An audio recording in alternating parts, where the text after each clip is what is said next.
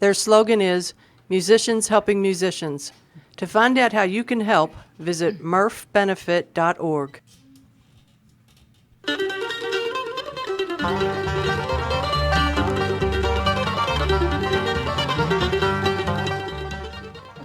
Thanks for tuning in.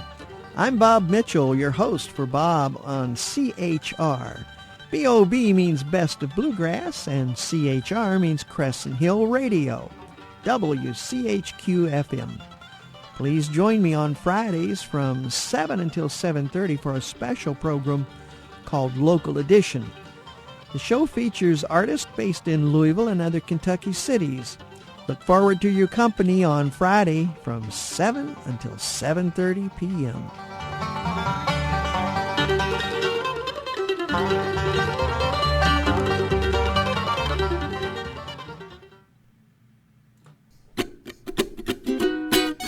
And it is 4 o'clock. You know what that means? It means it's time for Waggin Wednesday. We'll be back with our guests after Nick Pay. I wake up 9:30. The sun is shining and I'm feeling fine. I get up, go downstairs, and out the back door in the morning air.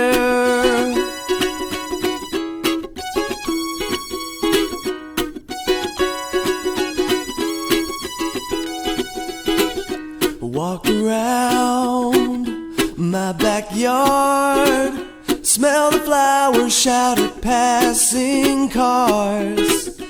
I lay down right in the grass, happy not to let this moment pass. Whatever the weather, it's gonna be the best day ever. Whatever the weather, it's gonna be the best day ever.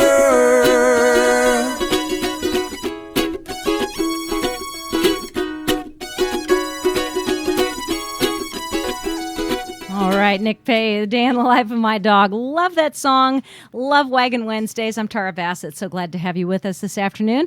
And I want to introduce our very special guests. And you might be able to keep her in line here for just a minute. This is, of course, they always show their best sides once we go on camera. This is the delightful Coco.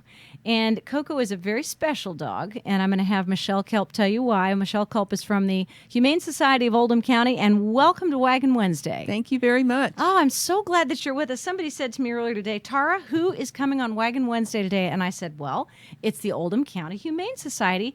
And she said, I live in Oldham County. And I didn't know we had a Humane Society. And I said, it's pretty big and pretty important, so you better be listening to Waggin Wednesday and find out more. That's right. And that's a battle we keep fighting. I bet it is. Yeah. Most nonprofits have to go through that, which That's is really right. sad. Tell us a little bit about the Humane Society of Oldham County. How long have you all been in business? And just give us kind of an overview. You're a shelter as opposed to a foster. Well, exactly. Yes. But we don't actually have a shelter yet. But let me go back to the beginning. Do. This is our 30th anniversary. Oh, happy formed anniversary. in 1986. Thank you. How cool is that? It's great. But, you know, as your friend said, not a lot of people, or not enough. Let me put it that way. Not enough people know about us. Yeah. So anyway, the organization was first formed to build a new county shelter, and eventually the mission changed and became a spay-neuter mission. Right. Which is our primary mission right now, although we do take in dogs and cats. Awesome. And then through the generosity of a donor, we were gifted 7.5 acres. Oh, lovely. And we are now in the throes of trying to form a capital campaign and get our building built. Wonderful. And where is this particular site? It's off of what's called Commerce Parkway in LaGrange. Excellent. So where do the dogs and cats go now? when Our they come in? dogs, most of our dogs are in what's called our prison dog training program Excellent. at Kentucky State Reformatory. There's 20 dogs in various stages at any given time of training. And our friend there is one of those dogs. We have just regular dogs in there training in basic obedience and manners, and then we have dogs that, if they meet the requirements, will train in the first stages of being a service dog. Well, I love the fact that I just discovered that she could sit up like a little circus dog. She has a unique attribute, I shall say. Yes. Tell me about her little paw. Her little paw is missing kind of from a little below the elbow down. That is a birth defect, but it doesn't stop Coco from getting around. No, and really, it doesn't. It's an inspiration and makes you look at a disability in a whole new way, because she does not. It does not hinder her in any way. Well, I love the fact that she's got this bright little personality, and the fact that she immediately has equated me with treats. I gave her one, and then she came after me with a vengeance. So now she's going to be my dog for the rest of the show because I gave her a treat. When Coco goes through this Camp Canine training, what exactly is she taught? When she first goes in, there's about a 3-day bonding period with the handler. These inmates are all specially selected. And then after that 3-day period, she immediately will start basic manners, which means in general terms, don't be bothersome. In other words, don't be pawing at me, don't be jumping up on me. I think she learned well. Yeah, she did. She's very good. And they practice door control. She does not go out the door before she's told. Aha. Very good attribute to have. And then she learns to stand and put up with being groomed and have her feet handled and her ears and all that kind of thing. Wonderful. From that point, they go into basic obedience. Sit down, look stay. how good she's being. I mean, she just went right over there and laid down next to you. Of course, she's still keeping a close eye on me. Right. Because she knows that there is a box of TREATS on the desk. So there's a next step after they go through Camp Canine. And are the folks in the Kentucky State Reformatory, are the guys who are training these dogs also capable of moving them to the next level? Yes, they are. Okay, tell me about that. Well, the next level then would be obedience, which is sit down, come, stay. Your basic commands that anybody going through obedience training would learn. After that, if they're qualified to go on to service dog training or therapy dog, the difference is therapy dog being they can go into nursing homes or hospitals. Yes. And Kentucky State Reformatory is the hospital prison for the state. Yes. Mental and physical. So the inmates take their dogs over there and visit with those inmates. Oh, isn't that amazing? So it is. So the service dogs can pretty much go any place. Yes, they can. And service dog would be a dog that's helping somebody, actually helping, not just visiting, not emotional support, although it can be that too. Sure. But turning on a light, retrieving a pair of shoes. Exactly. Picking up anything somebody might drop. Right. A cane, for instance. Cane, or keys. Right. Or if a person has trouble getting out of a chair, there's a command called support, and the dog stands right in front of that person, and they can use the back of the dog to stand up. Isn't that amazing? Yeah. They can pull a wheelchair. Oh, my gosh. They can do anything that has to meet that person's disability. Yeah. And we pick dogs that are good in temperament, not too quiet, not too exuberant, and fairly good in body size. She's perfect. Yeah. She really is. What do you think she weighs?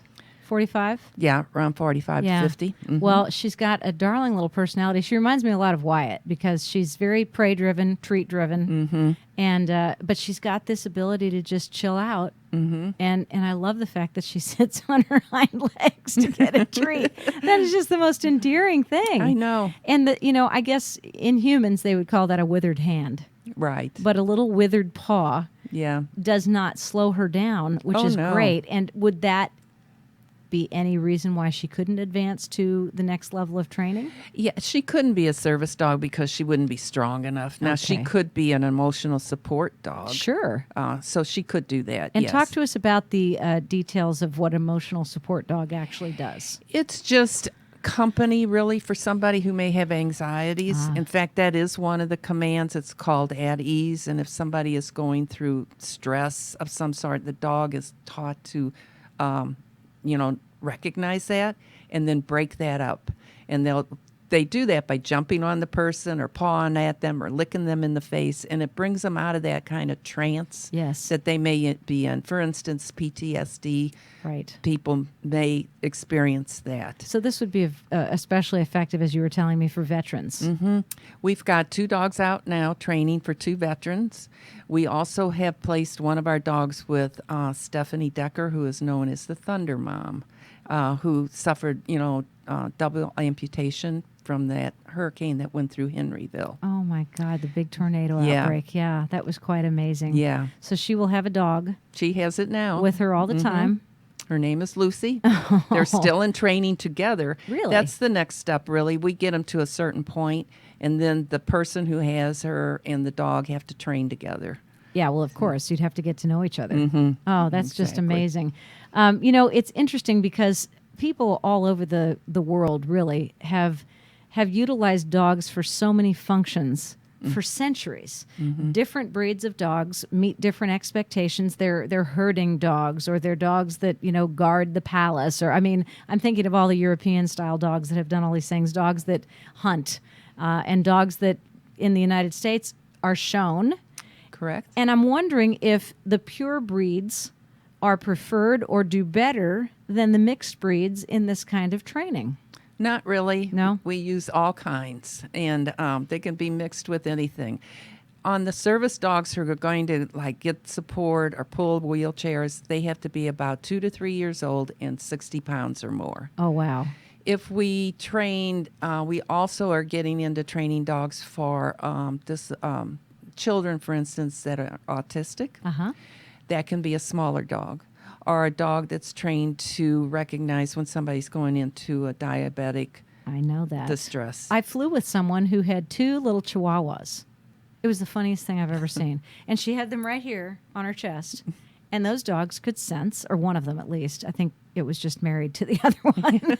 But one of them, a little boy, could sense when she was having some sort of, I don't know whether it was, the temperature of her body changed, the sugars, the smell, whatever it was. Somehow this dog knew when she was having issues with her blood sugar, and it allowed her time to take care of that before it became a real troublesome exactly, issue. Yeah. I think it's a low blood sugar that they key in on, but how they do it, I have no idea. Well, that's pretty amazing. Yeah. And I'm just thinking that our little friend down here could be an excellent dog for a child with autism.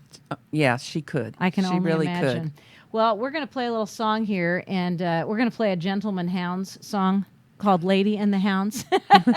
Take a little break and just give you a second to breathe as we continue with our Waggin Wednesday right here on Crescent Hill Radio, WCHQ 100.9 FM.